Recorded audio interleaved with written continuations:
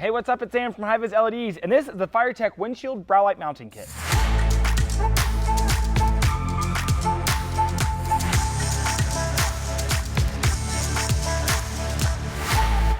A theme that's become very popular in the automotive industry is mounting a forward-facing scene light above the windshield.